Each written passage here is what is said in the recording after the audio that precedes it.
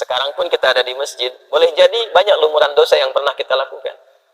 Ya, tidak ada yang sempurna. Ada kesalahan, mungkin sebelum berangkat ke sini ada dosa yang diperbuat. Ada kesalahan yang dilakukan. Jangan tunggu untuk bertobat dengan mengakhirkan di akhir waktu. Ya, sungguh orang-orang yang menggantungkan waktu tobatnya itu di waktu-waktu yang panjang, sehingga boleh jadi maut datang lebih cepat dari apa yang dia duga. Orang-orang seperti itu mohon izin tidak dapat mendapatkan kesempatan tobat dengan maksimal. Maka kalau kita sadar berbuat salah, kata Allah, hei, jangan malu untuk kembali kepadaku, karena aku la Ghafurur Rahim.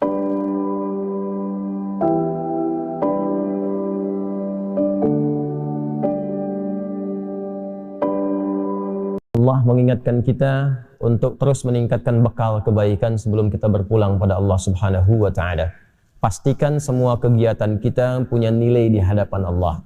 Jangan hanya punya nilai dunia saja. Kalau cuma dunia saja, apa faidahnya iman yang telah kita yakini itu? Apa bedanya antara orang beriman dengan yang belum beriman? Maka pastikan bukan hanya sholatnya, tapi semua aktivitas hidup kita. Makan kita punya nilai di hadapan Allah. Berpakaian punya nilai di hadapan Allah. Berkendaraan punya nilai di hadapan Allah. Semua kegiatan yang memiliki nilai di hadapan Allah itu disebut dengan hasanah namanya. Disebut dengan hasanah. Karena itulah kemudian ketika kita mengerjakan satu perbuatan, seperti saya mau minum misalnya, maka saya niatkan minuman ini untuk mendapatkan ridha Allah. Ya, maka saya katakan Bismillahirrahmanirrahim, kemudian saya minum. Maka kalimat Bismillahirrahmanirrahim itu yang menjadikan aktivitas minum itu punya nilai di hadapan Allah. Minumannya sama dengan yang diminum siapapun. Ya, menghilangkan haus fungsinya. Jadi hausnya hilang, tapi apakah dengan hilangnya haus itu Allah memberikan nilai tidak? Ada amal solehnya enggak? Bismillahirrahmanirrahim punya nilai itu. Itu yang dimaksud hadis Nabi, kullu amrin dzibalin la yubda'u fihi bismillahirrahmanirrahim fahuwa abtar. Ya, setiap perbuatan baik, ingat yang baik ya, bukan perbuatan buruk. Bukan korupsi pakai bismillah misalnya, tidak, enggak boleh itu. Ya, mencuri pakai bismillah, tidak. Semua perbuatan baik. Dzibalin itu yang dibenarkan oleh akal dan hati kita itu benar. Jadi sesungguhnya kalau orang berbuat salah, hatinya pasti menolak. Ya, hatinya menolak, itu bal. Ma fi balika. Apa sih yang ada dalam hatimu itu? Ya. Kan saya sering katakan begini kalau ingin menguji ya. Anda keluar dari masjid untuk ngetes, bukan dilakukan terus, bukan ya. Untuk ngetes, coba iseng-iseng pakai misalnya, dipakai iseng, bukan dipakai pulang ya. Dipakai iseng misalnya sendal orang lain. Masukin dulu, tes. Itu hati kecil pasti mengatakan, ya itu bal, hati kecil mengatakan, hey itu bukan punya kamu. Pasti itu secara otomatis, ya secara otomatis. Lepas lagi tuh, jangan dipotong videonya ya. Saya mesti potong-potong video tuh, ya.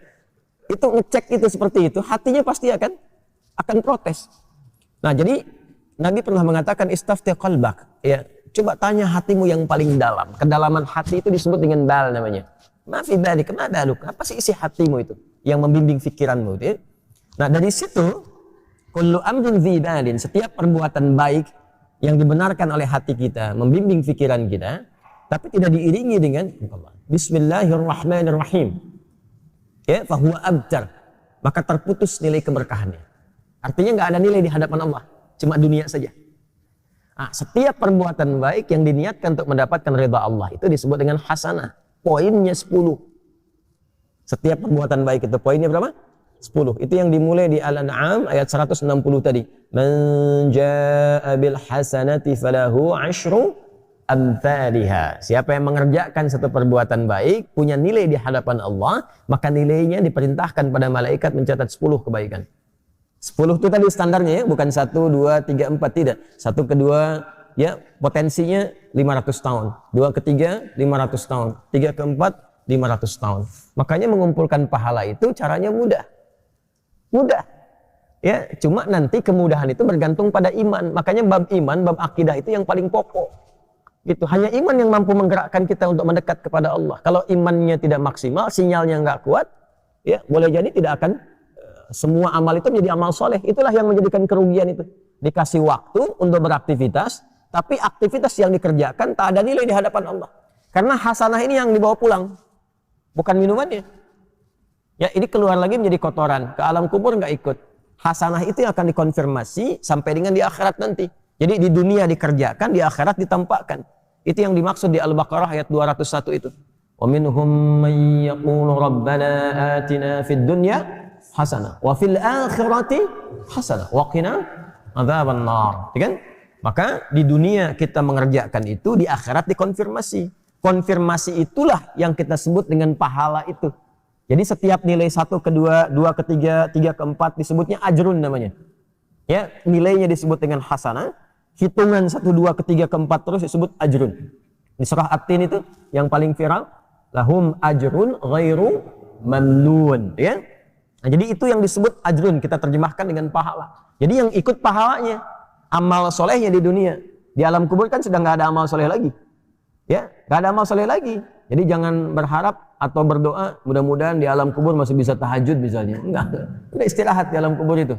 Tinggal ditampakkan pagi dan petang itu, ya, ditampakkan kenikmatan surganya nanti. Kalau dia insan beriman, hadis riwayat Umar bin Khattab radhiyallahu taala anhu tentang sifat surga.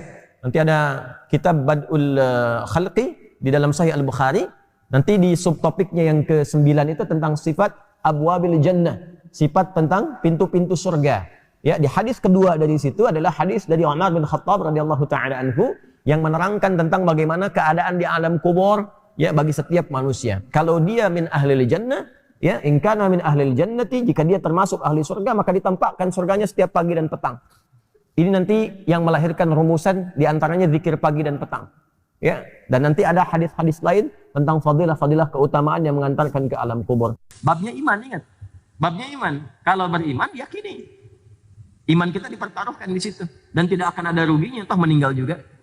Ya kan? Toh meninggal juga. Nah, nanti dikonfirmasi saat di akhirat ditampakkan itu semua dalam bentuk kitab kita. Makanya nanti di surah Al-Isra akan dikonfirmasikan iqra kitabak kafa bi nafsika al-yawma 'alaika hasiba.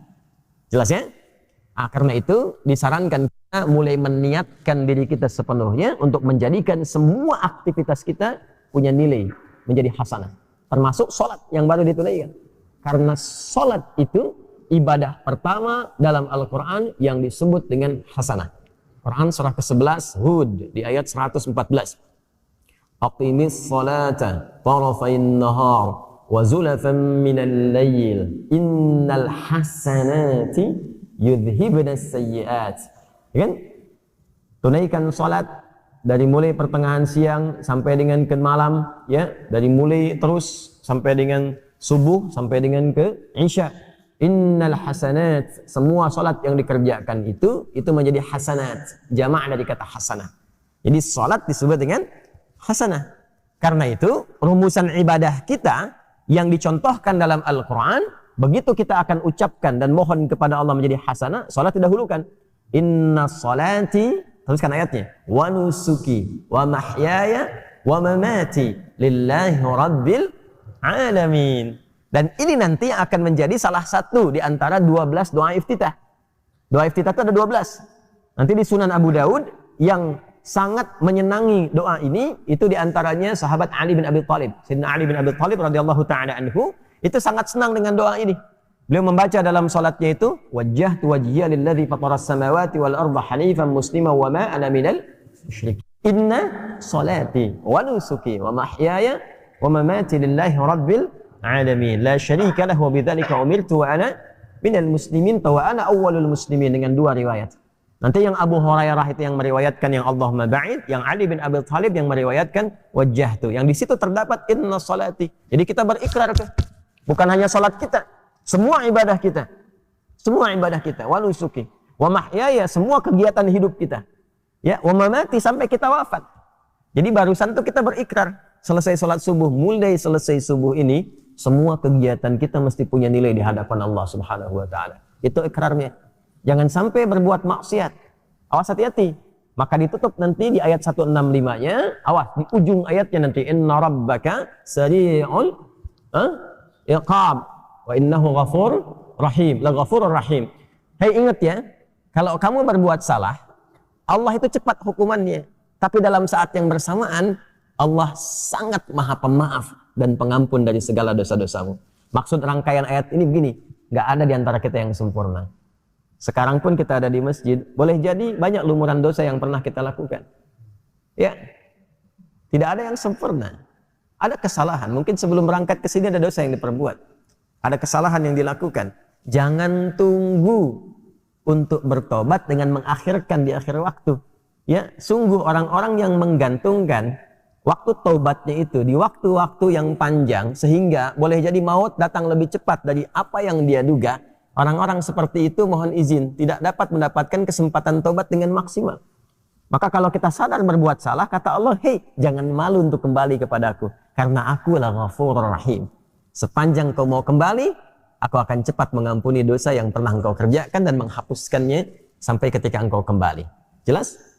Tapi kalau sengaja ditunda-tunda atau sengaja berbuat dosa, ada beberapa dosa yang dipercepat hukumannya sebagai muqaddimah saat di dunia.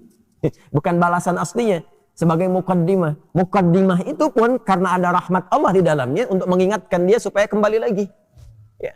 Misalnya pelaku riba dibuat susah, dibuat hilang, hancur harta dan sebagainya gitu kan.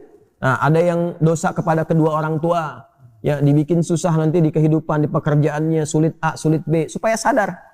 Itu nanti ada di Quran surah As-Sajdah itu. وَلَنُذِيقَنَّهُمْ مِنَ الْعَذَابِ الْأَدْنَى دُونَ الْعَذَابِ الْأَكْبَرِ لَعَلَّهُمْ يَرْجِعُونَ. Ya, jadi kami akan rasakan ya pendahuluan hal kecil, hukuman kecil untuk menyadarkan hamba itu supaya kembali tobat, supaya tobat. Jadi jangan tunggu dihukum dulu oleh Allah, ya, untuk disadarkan supaya kamu tobat. Sepanjang kita merasa ada kesalahan, istighfari, minta ampun, kembali pulang, lalu setelah itu istiqamah mengerjakan kebaikan sampai kita kembali pada Allah Subhanahu wa taala.